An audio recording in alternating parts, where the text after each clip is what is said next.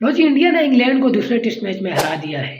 सबसे पहले तो बहुत-बहुत मुबारक हो इंडियन फैन्स को, क्योंकि ये टेस्ट मैच उनके लिए बहुत अहम था सीरीज़ में इन रहने के लिए। पहला टेस्ट मैच तो वो ऑलरेडी हार चुके थे और ये टेस्ट मैच जीतना उनके लिए लाज़मी था।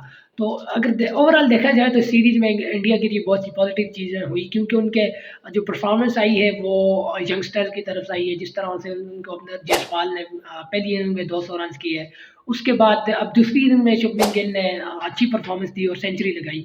तो ये अच्छी चीज़ है उनके लिए और इसके साथ-साथ जसप्रीत बुमराह ने अच्छी परफ़ॉर्मेंस दी और पहले और दूसरी दोनों इनिंग्स में बेहतरीन परफ़ॉर्मेंस दी, जो कि उनका मेन बॉलर है और उसका परफ़ॉर्मेंस में होना इंडिया के लिए बहुत ज़रूरी है। तो अगर बात करें इंग्लैंड पर, तो मुझे लगता है कि इंग्लैंड यहाँ पर हिस्ट्री क्रिएट कर सकती थी। क्योंकि ठीक है, इंग्लैंड ने बेसबॉल टेक्नीक से बहुत से मैचेज़ जीते हैं, लेकिन मैं समझता हूँ यार, जो क्रिकेट है ना, वो सिचुएशन की गेम है, कि जो सिचुएशन आपसे डिमांड कर रही है उस हिसाब से आपने खेलना होता है। तो इस वक़्त सिचुएशन कुछ इस तरह थी कि इंग्लैंड को सेटल होकर टाइम लेकर खेलना चाहिए था, क्योंकि अभी आपके पास 2 दिन पड़े हैं और उसके साथ आपने रन्स करने, एक लंबी इनिंग्स खेलनी है। 1-2 आपकी सेंचुरी लगेंगी या एक जो आपका प्लेयर है वो 200 रन्स करेगा, तो आप ओवर द लाइन हो सकते हैं।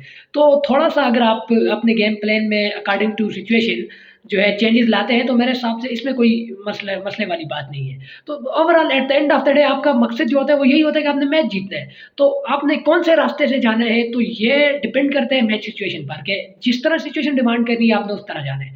तो अगर मैं समझता हूँ कि अच्छी तरह वो यूटिलाइज़ करते हैं, टाइम लेकर सेट होकर खेलते हैं, तो ये मैच जीत सकते थे और ये मैच जीतना इंग्लैंड का इंडिया से और उनकी होम कंडीशन पर बहुत बड़ी बात थी। और जॉय रूट जो कि हमें पता है कि बहुत इंग्लैंड क्रिकेट टेस्ट क्रिकेट में बहुत बड़ा नाम है। तो वो आते हुए जिस तरह हमने देखा, आते ही दूसरी बॉल पर वो रिवर्स स्वीप लगा रहे हैं और वो एक एग्रेशन के साथ खेल रहे हैं।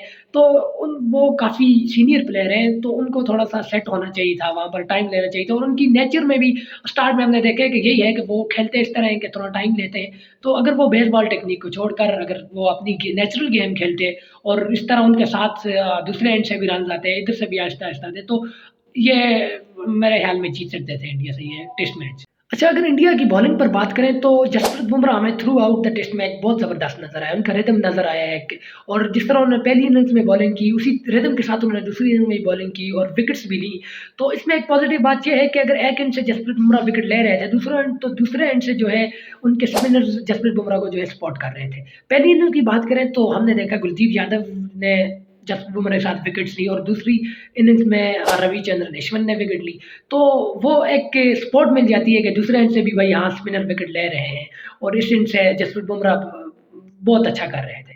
तो इंडिया बॉलिंग भी में भी सेटल नज़र आई, अच्छी बॉलिंग हुई, क्योंकि जब आपका ये एडवांटेज होता है ना कि जब आपका जो मेन बॉलर है, वो अगर परफ़ॉर्मेंस दे रहा है, अगर उसकी फ़ॉर्म अच्छी है, तो आपकी टीम को ऑटोमैटिकली इसका एक एडवांटेज होता है। उसके साथ जो दूसरे बॉलर होते हैं, उनका भी कॉन्फिडेंस बिल्डअप होता है और पूरी टीम में एक पॉज़िटिव एनर्जी आती है जब आपका मेन बैट्समैन या मेन बॉलर परफ़ॉर्म कर रहा होता है। तो उसी का जो है मुझे लगता है कि इंडिया को एडवांटेज हुआ है थोड़ा-सा, कि जसप्रीत बुमराह अच्छे रिदम में थे, उसके साथ उनके स्पिनर्स ने भी अच्छा किया। तो इस चीज़ ने थोड़ी-सी इंडिया को जो है ना एडवांटेज दिया। ख़ैर, ये तो इंडिया और इंग्लैंड के टेस्ट मैच की बात थी। इसके साथ न्यूज़ीलैंड और साउथ अफ्रीका का टेस्ट मैच लगा हुआ है, जिसका दूसरा दिन आज एंड हो चुका है।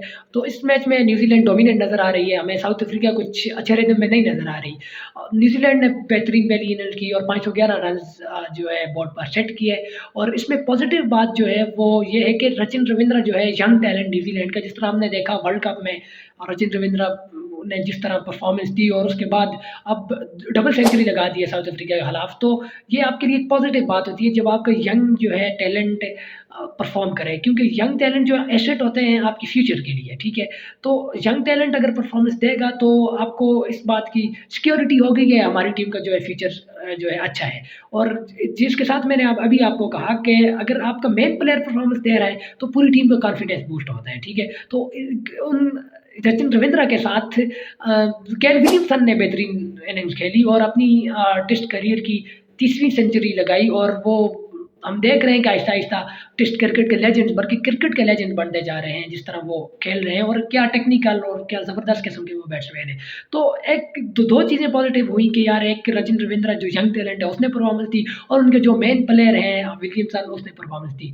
तो ये न्यूज़ीलैंड के लिए पॉज़िटिव साइन है और उसके बाद साउथ अफ्रीका की अगर बात करें तो 80 रन पर 4 आउट हो गए हैं अभी तक। तो कुछ भी हो सकता है, टेस्ट मैच है, अभी 3 दिन आगे बाकी हैं, तो इसलिए टेस्ट मैच जो इंटरेस्टिंग होते हैं ना कि किसी दिन पर भी फैसला हो सकता है। जिस तरह इंग्लैंड का और इंडिया का आप देखें तो चौथे दिन पर उसका डिसीजन हो गया और आज ये जो न्यूज़ीलैंड और साउथ अफ्रीका का टेस्ट मैच चल रहा है, तो अभी 3 दिन बाकी हैं, बहुत सी चीज़ें होंगी, अप्स एंड डाउन्स होंगे। ये नहीं कह सकते कौन जीतेगा, लेकिन अगर सिचुएशन को देखें तो न्यूज़ीलैंड हमें डोमिनेंट नज़र आ रही है। 500 रन टेस्ट मैच में करना बहुत बड़ी बात है और फिर आते ही 80 रन पर उनको 4 विकेटें गिरा देना। तो मुझे लग रहा है कि न्यूज़ीलैंड अच्छी फ़ॉर्म में है और मुझे नहीं लगता कि न्यूज़ीलैंड को यहाँ से जीतने में कुछ मुश्किल पेश आनी चाहिए। बहरहाल 3 दिन का भी खेल बाकी है, देखते हैं मैच किस तरफ जाता है। तो ये 2 टेस्ट मैचेज़ की कहानी जो मैंने आपको बता दी। अ, उम्मीद करता हूँ आपको मेरी ये वीडियो पसंद आई होगी। अगर ऐसा है तो लाइक, सब्सक्राइब और शेयर ज़रूर कर दीजिएगा। मिलते हैं नेक्स्ट वीडियो में। बाय।